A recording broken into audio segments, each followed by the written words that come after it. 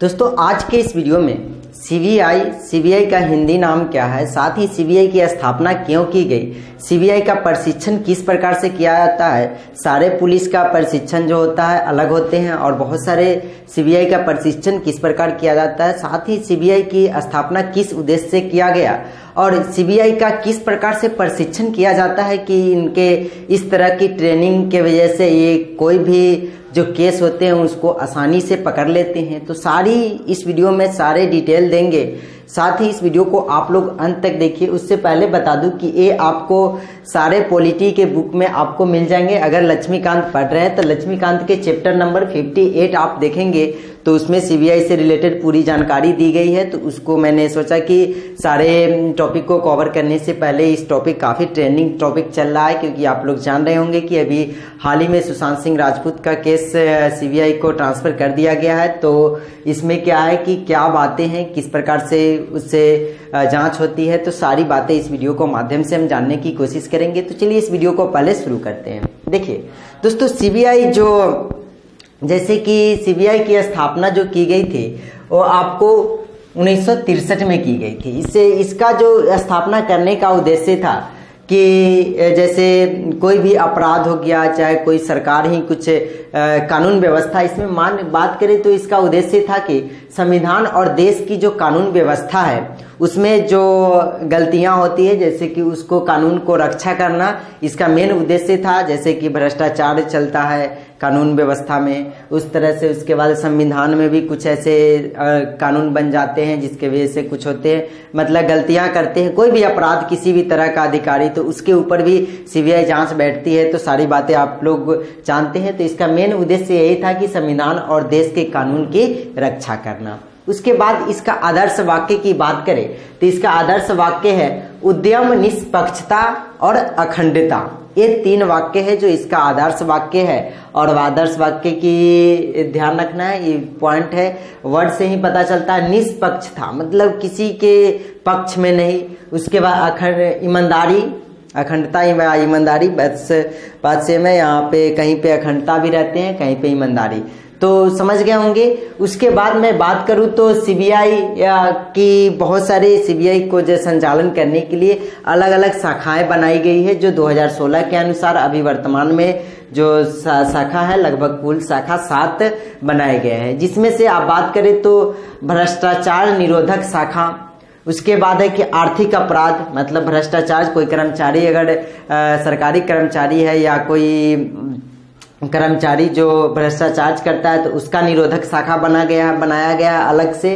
उसके बाद है आर्थिक अपराध, जो आर्थिक रूप से जैसे कि किसी को तंग करने का, जैसे कि अभी आर्थिक रूप से कहने का अर्थ हुआ देश की जो आयात निर्यात हुआ उसमें कुछ इकोनॉमिक्स में जैसे कि कुछ पैसे की कम संख्या में उसका प्राइस कम है, कुछ ज़्यादा ही बता दिया गया है इस तरह आयात निर्यात में, तो उसमें आर्थिक अपराध शाखा बनाया गया है। उसके बाद विशेष अपराध शाखा, विशेष अपराध शाखा जैसे कि अभी बात करूं तो सुशांत सिंह राजपूत का इसमें से कौन सी शाखा वर्क करेगी मैं डिटेल बताऊंगा। विशेष अपराध शाखा, उसके बाद नीतिगत एवं अंतर्राष्ट्रीय पुलिस सहयोग, जैसे कि अंतर्राष्ट्रीय पुलिस, अंतर्राष्ट्रीय जो इंटरनेशनल क्रिमिनल हो उसके सहयोग करने के लिए भी कुछ अलग शाखा बनाई गई है। उसके बाद प्रशासनिक शाखा कि इसको किस प्रकार से चलाया जाएगा, साथ ही अभियोग निदेशालय, उसके बाद केंद्रीय फोरेंसिक विज्ञान एवं प्रयोगशाला। तब फोरेंसिक विज्ञान जो जानते हैं कि इसका भी शाखा अलग से बनाया गया है। बात करूं तो जैसे कि भ्रष्टाचार निरोधक, तो इसमें जो सुशांत सिंह केस जो अभी सीबीआई को दे दिया गया है तो उसमें जो विशेष अपराध शाखा में आएंगे, समझ रहे होंगे, क्योंकि इसके लिए विशेष। अब एक बात और बातें आप लोगों को बता दूं कि इसका जो कार्य क्या है, तो मैं डिटेल आप लोगों को थोड़ा सा क्लियर करने की कोशिश करूंगा कि इसका कार्य का मतलब इसका कार्य क्या क्या होते हैं। जैसे कि मैं पहला बात करूं तो केंद्र सरकार के कर्मचारियों के भ्रष्टाचार, घूसखोरी, दुराचार इत्यादि मामलों में अनुसंधान करना।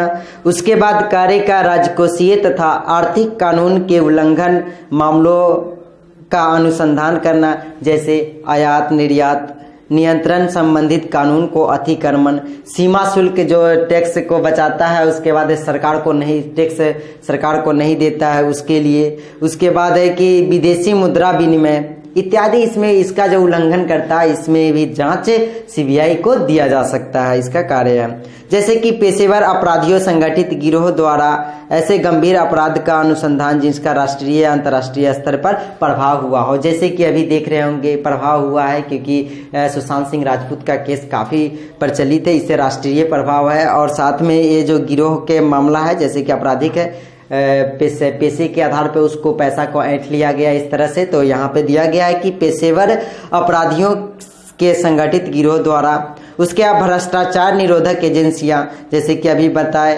राज्य पुलिस बल को बीच समन्वय स्थापित करना, जैसे कि अभी राज्य देखे हैं कि मुंबई पुलिस किस प्रकार से राज्य पुलिस के बीच कहने का अर्थ है कि बिहार पुलिस और मुंबई पुलिस के बीच में किस प्रकार का बातें हुई है, आप समझ रहे होंगे कि उसको डाल दिया गया था क्वारंटाइन में। तो इस तरह का जो बातें हैं तो उसके बीच समन्वय स्थापित करने के लिए जैसे कि उसी के वजह से आप लोग देखते होंगे। लेकिन ये बातें आप लोगों को जानना चाहिए कि जब तक इस पे केंद्रीय सरकार पूर्ण रूप से या हाईकोर्ट ऑर्डर नहीं देती तब तक ये सीबीआई जांच शुरू नहीं होता है। तो इसमें डिटेल दिया गया है तो मैं बातें करूंगा उस पर भी।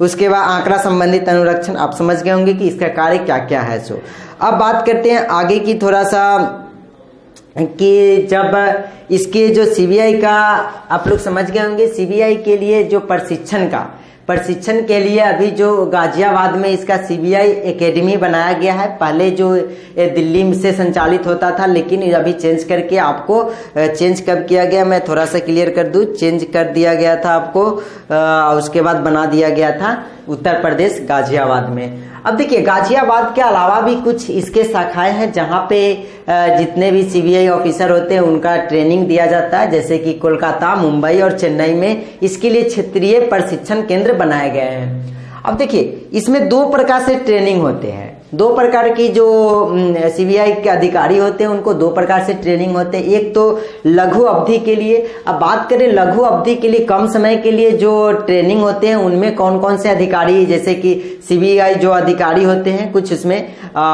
इसका जो महानिदेशक होते हैं, बात करूं तो सबसे इसका मेन जो होता है महानिदेशक होता है। कहने का अर्थ हुआ कि सीबीआई का गठन इसके निदेशक इसके मेन प्रमुख होते हैं जो निदेशक होता है, समझ रहे होंगे।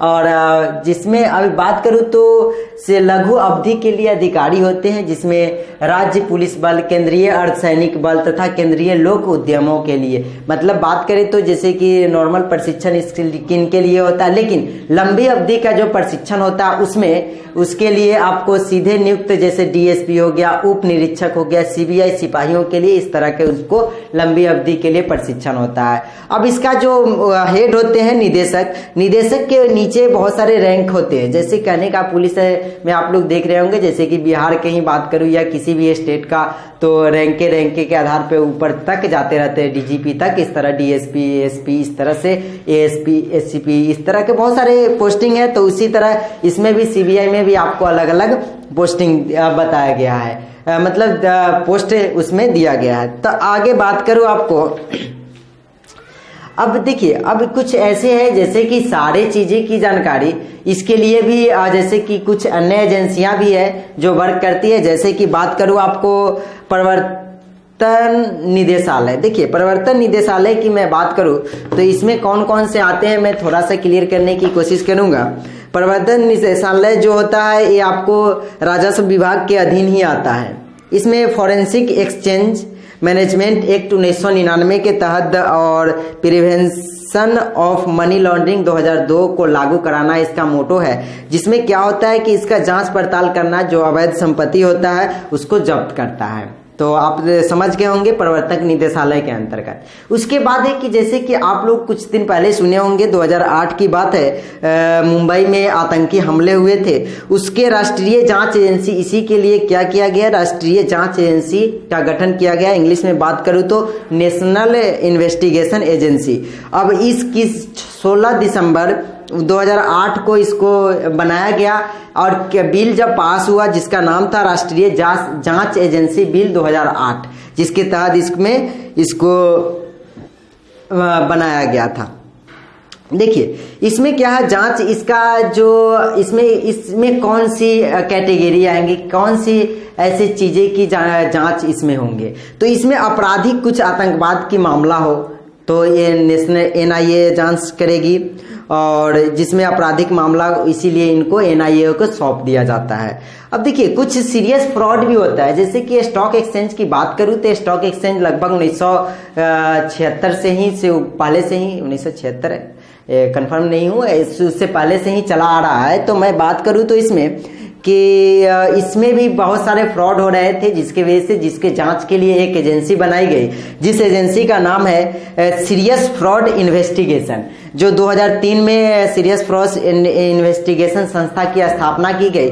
इसमें क्या इसका मेन मोटो था कि जैसे कि बहुत सारे स्टॉक एक्सचेंज होता है जो शेयर बाजार में फ्रॉड हो रहे थे, जिसको हल करने के लिए इसको लागू किया गया था। तो आप लोग समझ गए होंगे कि क्या बातें थी CBI से रिलेटेड। तो ये छोटी सी वीडियो थी जो आप लोग अपने दोस्तों को साथ शेयर करें। मिलते हैं एक नए वीडियोज में।